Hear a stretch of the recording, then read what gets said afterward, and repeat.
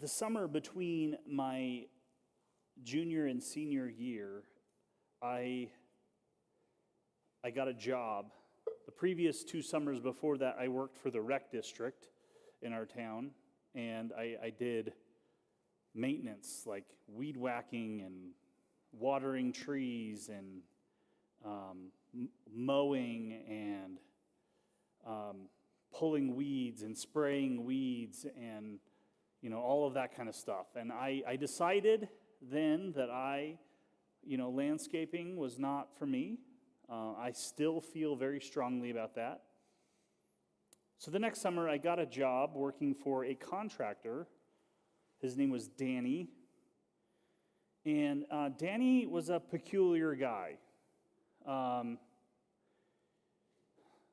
do I describe Danny? Danny drove a brand new truck. This was in, I guess it would have been 1998 or so. He bought a brand new Dodge pickup truck. And he bragged about paying extra in 1998 for hand crank windows.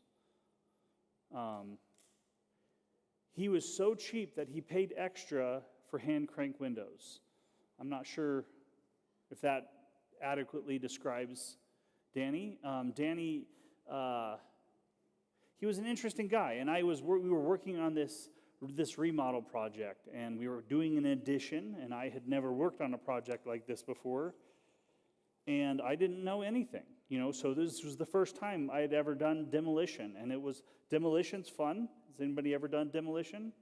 Swinging a sledgehammer at something that you're not supposed to swing a sledgehammer at it's a good time. That was fun. Because of my lack of skills at the time, I was limited on the things that I could do. And we got to this point where the framing and all of the exterior and the siding and all of the pieces were done in this project, and we had put up this fascia, and Danny thought it would be a good idea to have, I remember it was a very hot summer, just like it is today. And he said he was not good with ladders, so he sent me, I'm 17 years old, up the ladder to paint this fascia. 99 degrees outside, oil-based paint, and never painted before in my life. And so I sat up there and painted this 12-foot section of fascia for an entire day. And he kept yelling at me up the ladder from down below the expression, "If you ain't dipping, you ain't painting." And that was the extent of the explanation that he gave me. I still don't know what that means. At the end of that day, he pulled me aside. I remember him pulling me aside under this tall pine tree in the yard of this house, and he was like, Sam, he put his hand on my shoulder in this really patronizing way. He said, "Sam, I just don't think you're cut out for this kind of work." And I didn't know what he meant. I didn't know, painting, because I was for sure didn't want to do that ever again. Sweat running in my eyes, sunburned forehead, painting the same 12 feet of fascia. I don't want to be cut out for that. He's like, I just don't think after working with you this summer that you should be in the construction trades. And I don't know, maybe I shouldn't have, but I took it personally. And have you ever sought to prove somebody wrong? Anybody? Have you ever regretted that? You put a lot of energy and effort into proving somebody wrong, and then you realized, I didn't need to be right about this. I spent the next several years, and even till this day, I've gotten to the point where I'm pretty good at the construction stuff. I can build things, I can trim things, I can make things look pretty. I have a pretty decent eye for design and creativity and all of that stuff. Like, if you look around at the things that you see in the building here, like a lot of that is inspiration that came from my brain. And the work and all of that are things that I've done. But there was a part about that, there's a part in that where, and maybe that's ultimately been a beneficial thing for the different spaces, whether that's at home or at church. But I've never actually made money doing construction. And maybe that's what he was getting at. Regardless, I felt like I had to prove to him that I was cut out for this kind of work. There was some gut level response that I had to this. And I think we've all had that kind of experience where we're told you can't do that, and you're like, oh yes I can. There's a kid in the youth group in the church we served at in Missouri. I taught high school Bible study or Sunday school class the entire time I was in Bible college there, and became friends with this guy named David. And David was one of those people that anytime you told him that you can't do something, he had to prove that he could. This resulted in David chewing up and eating a goldfish in youth group. David, I bet you can't chew up and eat that goldfish. He's like, yes, I can. Almost all of the times where David was challenged to do something resulted in him throwing up. Almost every time. We have this drive. There's something about us as humans when we're told that we can't do something, we feel like, well, yeah, I can. And I don't know if it's wisdom as we get older that we no longer do that, or sometimes it's not wisdom. Sometimes when we're older, we just have a more dire consequences when we prove when we go to prove ourselves. You're not as young as you used to be, and so when you fall off the ladder or do whatever, it hurts for longer. We have these things where we feel like we have to prove ourselves. We kicked off a series last week on the Sermon on the Mount.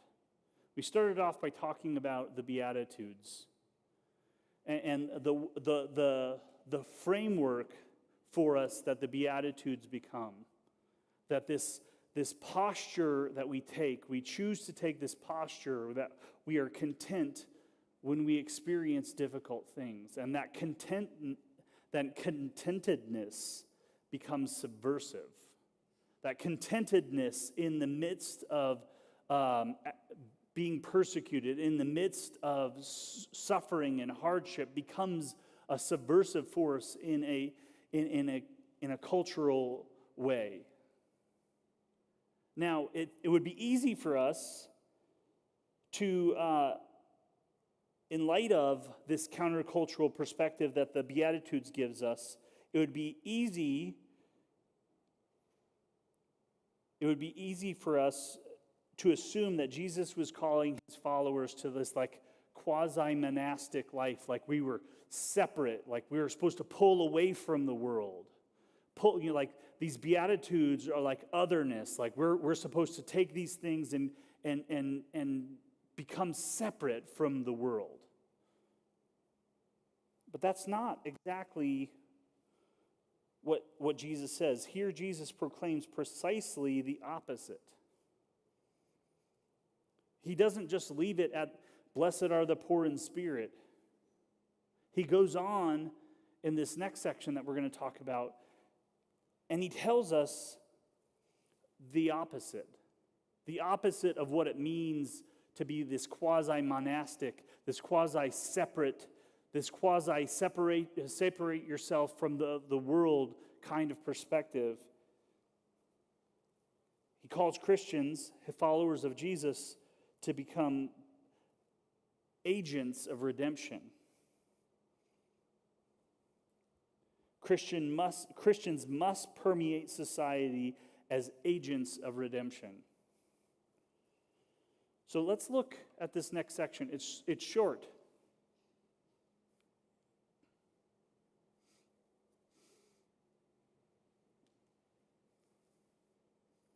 Matthew chapter 5, starting in verse 13, says, you, remember, Jesus has pulled up, he's sat on the side of the hill, there's his disciples in front of him, and there's a group of people out in front of him. Just put yourself in that scene, imagine that.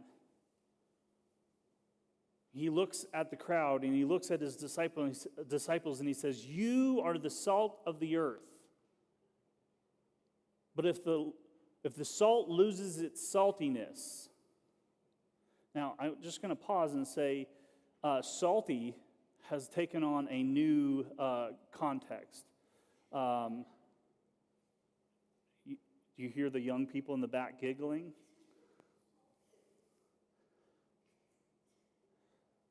Jesus isn't calling us to be salty. That's where you're like kind of surly, kind of salty, you know? You know when someone's being salty. That's not what Jesus is saying. He says, you are the salt of the earth. But if the salt loses its saltiness, how can it be made salty again? It is no longer good for anything except to be thrown out and trampled underfoot. So let's stop and talk about what it means to be salty for a second, in the way that Jesus means it. See, for us, we have refrigerators, right? I'm assuming we all have refrigerators. There were different points in my life where I didn't have a refrigerator, but this is not one of them. We all have refrigerators. We don't have to worry about preservation, food preservation. We don't have to worry about that. So for us, when we hear salt, we hear flavor, right? When you eat food, like you can tell. My grandma, when she cooked, I don't know what her thought process was, but like she didn't. I can say this now, she's gone, she's not going to see this. She knows that salt is good now, she's in heaven. She didn't salt food. Like food would come to the table without having had any salt put on it. And so like, but then she also told this story. She told this story about a businessman who would judge the people that he would interview about whether or not they tried the food before they salted it. And I don't understand that because, like, I know that my grandma's cooking required salt. I know it did because I know that she didn't put any on it. So she told this story about, like, and she would judge this, this business person would judge whether or not you were the right kind of fit for the person because you just assumed that it needed salt. And I didn't find that fair because my grandma's food always needed salt, so it was a fair assumption to assume. But that's not what Jesus was talking about when he was talking about saltiness. Have you ever had prosciutto? Or pepperoni? Or any kind of cured meat? Do you know that this kind of preparation for meat has existed for thousands of years? There is Cato the Elder, he was a Roman historian and soldier and censor and philosopher, and like the most important thing about Cato the Elder is that he wrote things down.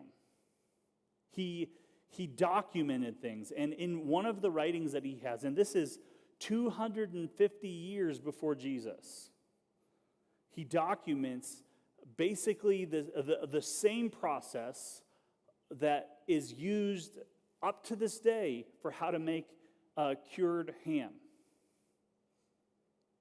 And this process, like, it's detailed, including measurements and all of the process, and it involves salt. So in their mind, their original hearer's mind, when they hear Jesus say, "You are the salt of the earth," they don't hear, "Throw salt on the dirt," because every farmer knows you don't put salt on soil unless you're trying to kill weeds. You are the salt of the earth. So here, the earth that Jesus is talking about is people. And the salt has to do with preservation. It has to do with preserving the usefulness of that thing that you're trying to preserve.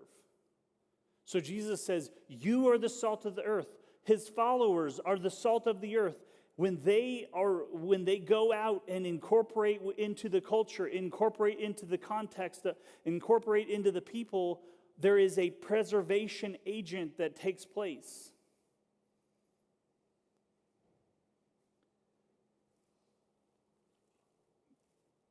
The New Testament scholar Leon Morris explains it this way. He says, he does not explain the salt of the earth, but we should bear in mind that salt has no beneficial effect on soil.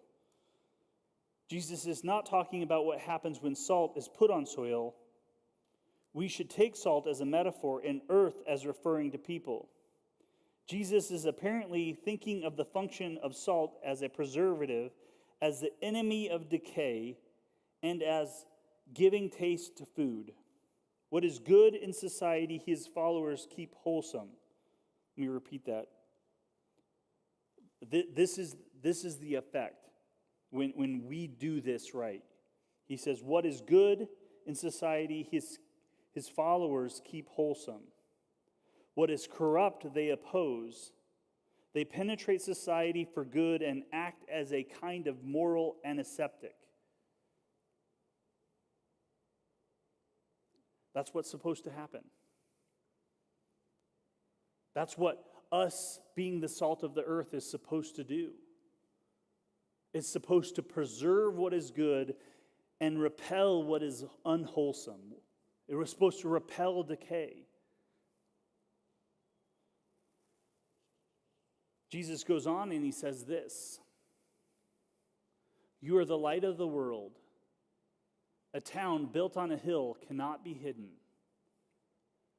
Neither do people light a lamp and put it under a bowl. Instead, they put it on a stand, and it gives light to everyone in the house. In the same way, let your light shine before others, that they may see your good deeds and glorify your Father in heaven." A few years ago, we took a trip in the fall. It was after Julia had graduated from high school. We took this trip.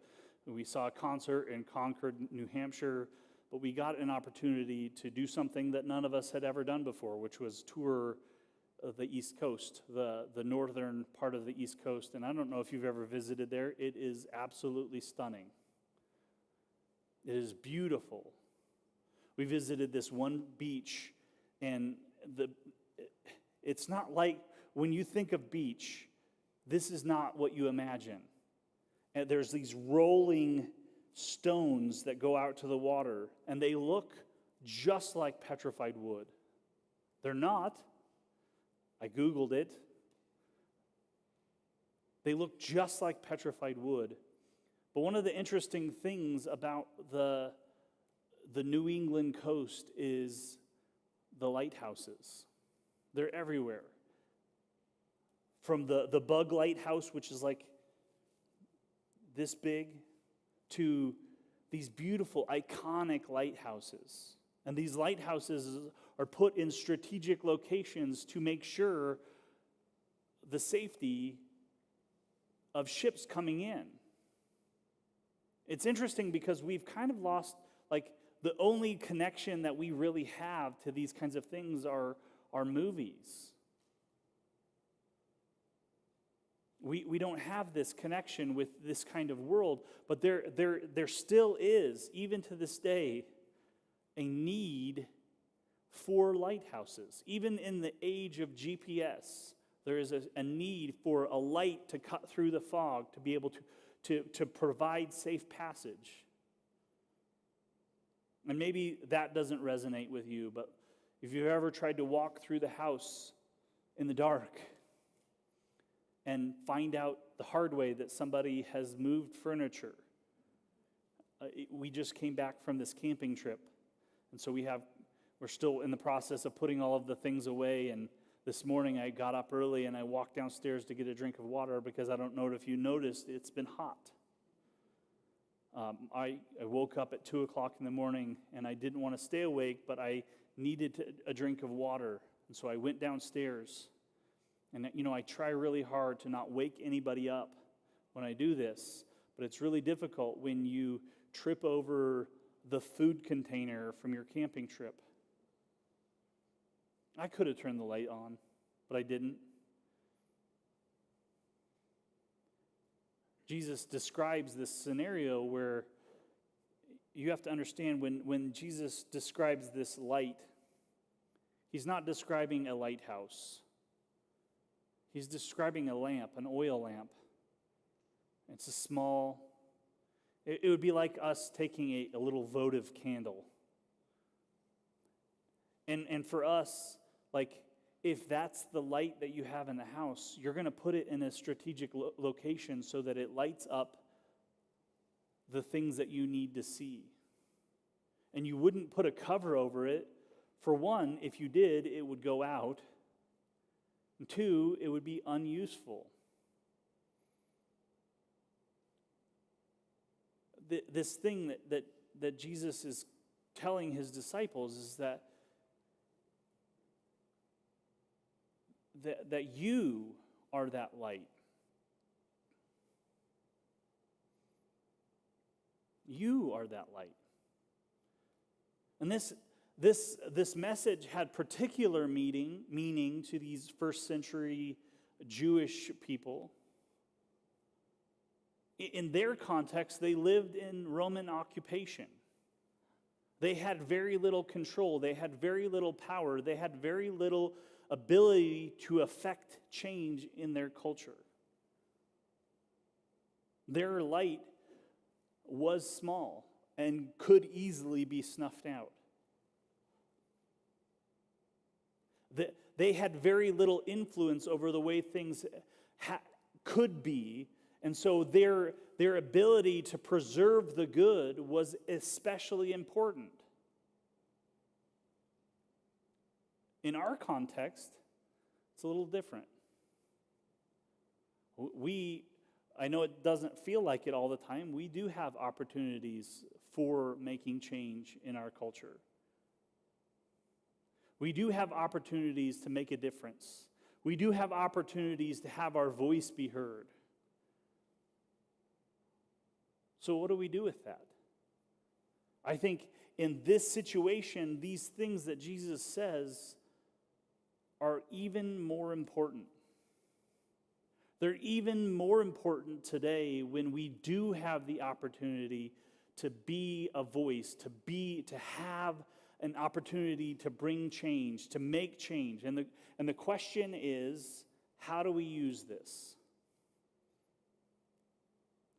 So there's this thing that we do, and we all do it. It's this thing called meaning making. Are you familiar with this concept? We take the things that happen to us, the stories that we're exposed to, the things that we experience, the trauma that happens to us, the context, the social context that we grow up in. And we make meaning about the new information coming in. We don't have a choice. You do it automatically.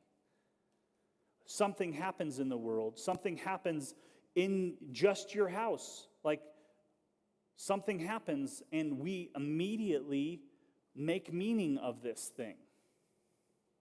And we use the stories that we experience, the cultural context we grew up in, to inform the meaning that we make. And if we're not careful, like, guess what? Sometimes that leads us to the wrong conclusion. I imagine if you are, like, take a step back and we're honest with ourselves, we can think of times where the stories that we tell ourselves have led us to the wrong meaning about the things that we've experienced. Can you think of anything like that? I can think of lots of things like that.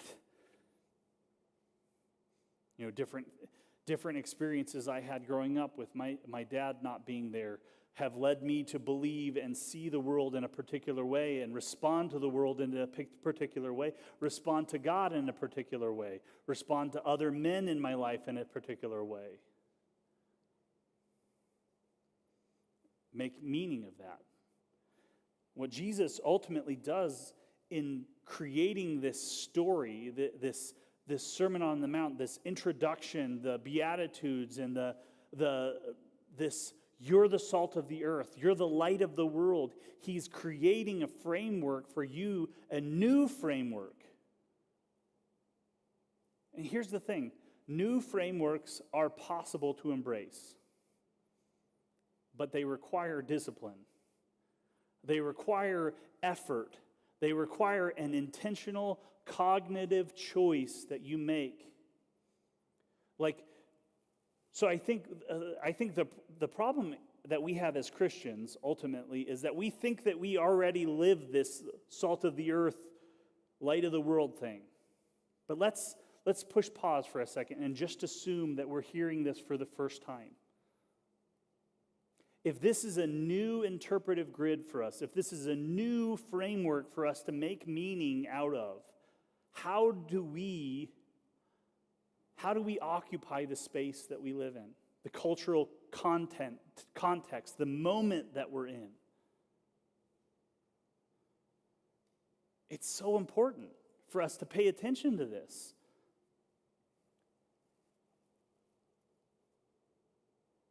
There are moments that happen in the world. And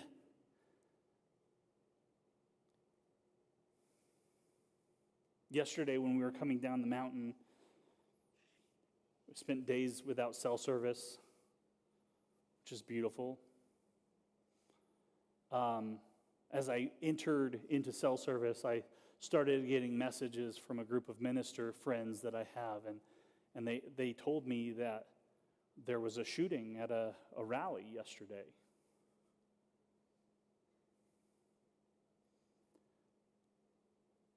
And the reality is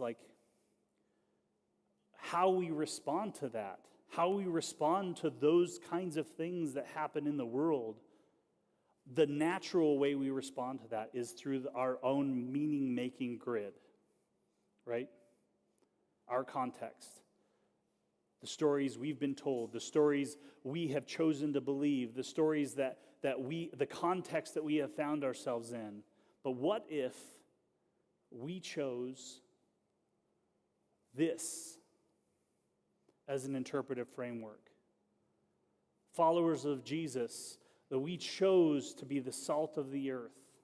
In moments like this, we chose to preserve the wholesome, the goodness, the grace, the compassion, the love.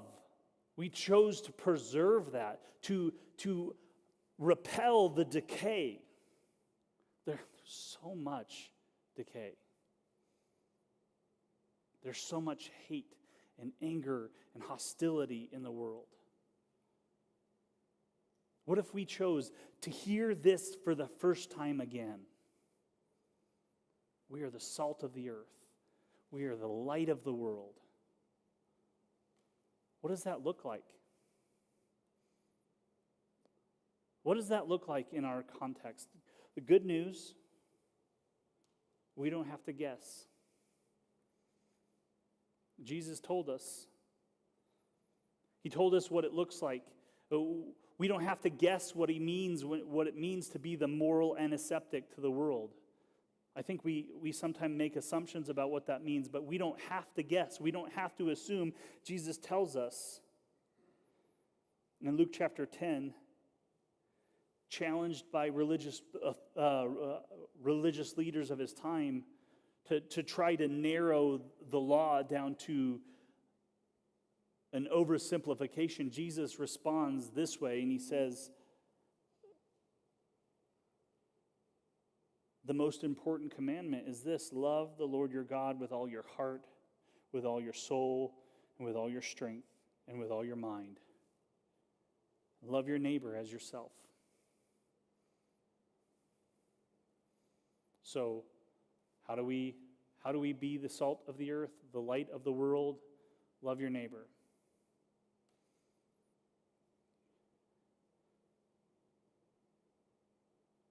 He also says in Luke's version of the Sermon on the Mount, he says this. He says, love your enemies, do good to those who hate you, bless those who curse you, pray for those who mistreat you. If someone slaps you on one cheek, turn to them also the other. If someone takes your coat, do not withhold your shirt from them. Give to everyone who asks you, and if anyone takes what belongs to you, do not demand it back. Do to others as you would have them do to you. Let me just push pause, because I think we always have the tendency to hear this the way we want to hear it. And that's the do to others what they have done to you. That's the children's version of this. You approach your kid, why did you take that away from them? Well, they took it away from me. That's the natural way. Do to others as you would have them do to you. If you love those who love you, what credit is that to you? Even sinners love those who love them. And if you do good to those who are good to you, what credit is that to you? Even sinners do that. And if you lend to those from whom you expect repayment, what credit is that to you? Even sinners lend to sinners, expecting to be repaid in full.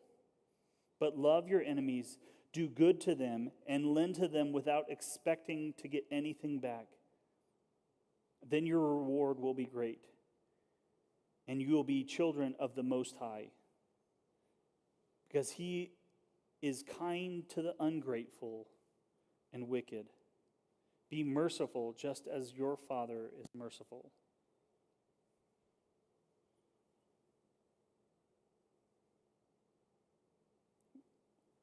I invite Tony back up. We have a tendency to take the things that we hear and we see, and we make meaning of those things. I had this moment when I was 17, told you're not cut out for this.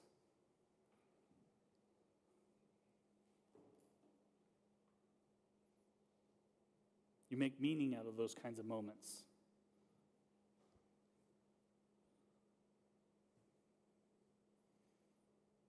Jesus comes along and he looks at a group of people who are powerless.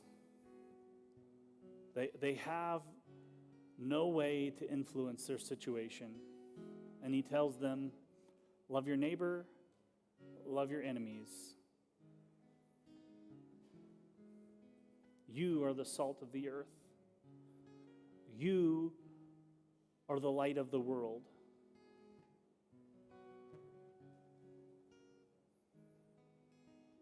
What would it look like if we really believed that? If we embraced that? If we chose that would be our interpretive grid, our meaning-making framework?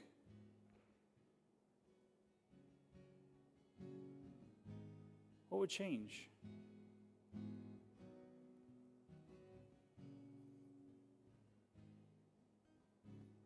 How would that affect what we say in the coming days? How would that affect what we do in the coming days?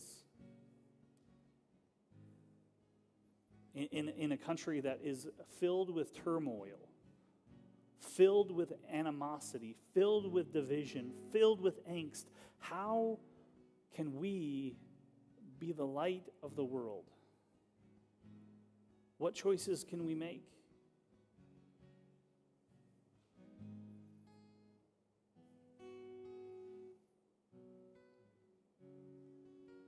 I'm going to pray.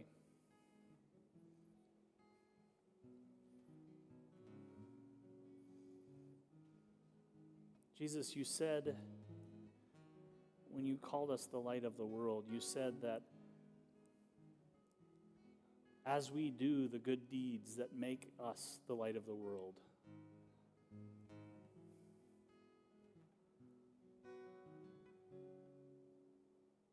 that the world will look and see that we really are your children.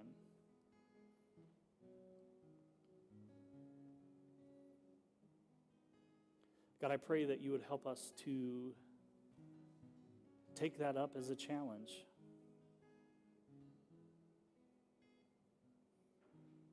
That we would see that our good deeds really do matter.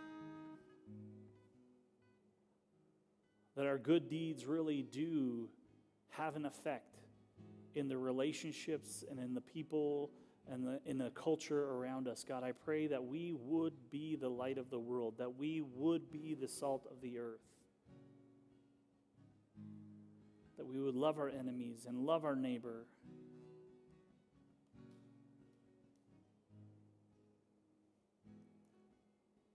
That who we are as a people would be medicine on the wounds of our culture, God.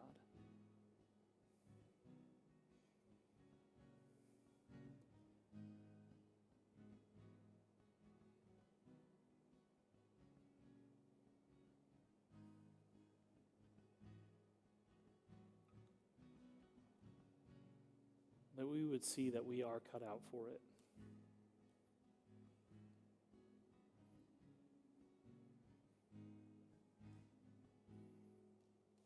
We would make intentional choices to put on this framework, this way of seeing, this interpretive grid, God.